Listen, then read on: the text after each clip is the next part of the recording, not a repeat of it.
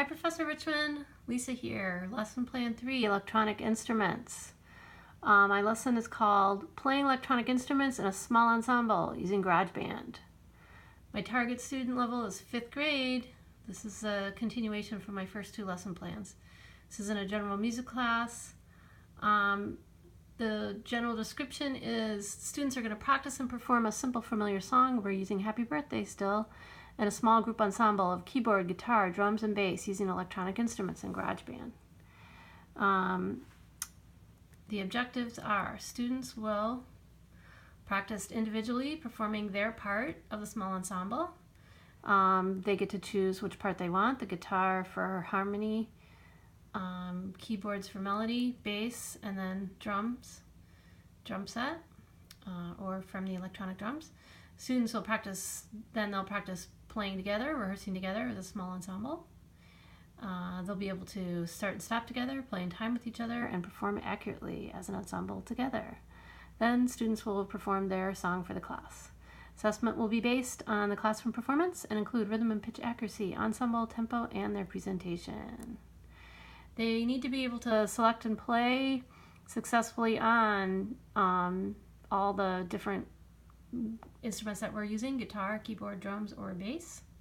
They need to be able to play a familiar part from the song, either by ear from the lead sheet that we've been using before. Here's the lead sheet with the melody. It's got the chord changes on it. You can see the rhythms. They know the time signature, so they know how to add rhythm part to that. Bass part can be figured out from the chord changes. They might need to, they're going to be creating their own part, obviously, especially if they're doing the rhythm or the bass. So that's a little bit of a creative arranging there. They need to be able to play together successfully with their small group. They need to be able to play their own part accurately and then musically within the ensemble. They're going to need an iPad or computer with GarageBand. State standards, national standards, create and perform, basically covered most of these. Technology time area is electronic instruments. Okay, lesson detail. Alright, so I'm going to set up these groups within my class so that there's at least 4 in each one. They're going to open GarageBand. They're going to select their part depending on what they want to play. You've seen keyboard and we've seen the keyboards in my previous 2 lessons, so let's go to some other instruments. Whoops, I guess I have to go to selecting different. Alright, so say we're ready to do drums, so they can use the drum set.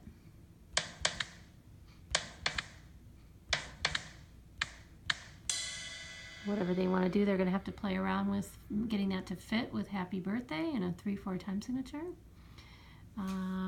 If we wanted to go to the bass, let's go ahead and use Smart Bass and set that up so it's in the right key. Oh, I already got that done.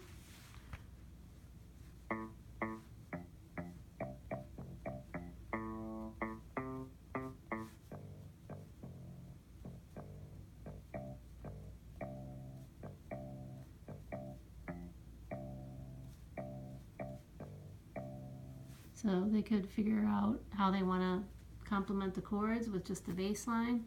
Then we'll have to have worked on this a little bit before to know how to use the chord tabs and find the pitches. The other one we haven't seen yet is the guitar. I think I passed it already. There it is. Okay, so I would recommend having them use the chords, unless they're already playing guitar, because it's pretty hard to figure out the melody on the guitar. The keyboard's going to be the easiest and quickest way for them to get the melody. Or by singing, they could sing with their chords as well. And if they didn't want acoustic guitar, they could go to an electric guitar. Let's try Roots Rock and see what that sounds like. Yeah, I'm imagining a lot of them are going to want that electronic sound. So those are the basic instruments that we're going to be putting together. They're going to have to know their part. So they could have some individual time, maybe a short 5 to 10 minute session to get their own part up and running. Make sure that each group has all the parts and that all parts are covered. And that would be also a good time for me to do one-on-one if anyone's having trouble getting through the piece. Then they're going to get in their small ensemble and rehearse as a group.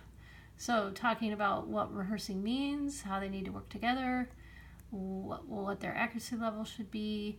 Also, one consideration is you're going to have to realize that they can't do this with headphones on, so we're going to have to be dealing with the volume levels and giving them enough space so they can hear each other, not get overwhelmed in a small classroom with a lot of sound. So they're going to rehearse on their ensemble, working towards a successful performance, which means they're going to start together, play in tempo together, staying together, playing the accurate pitches, the accurate chords, good rhythm if they're doing drum set, and hopefully singing along. This could take up to 20 minutes. It might take more depending on how your group is doing. And then hopefully they'll get to where they can perform it successfully, and we wanted to do live performances for the assessment for this. So they would perform, each group could then perform for the class. The teacher could use a rubric, which could include all the things we just talked about, the ensemble, accurate pitch, accurate chords, accurate rhythm.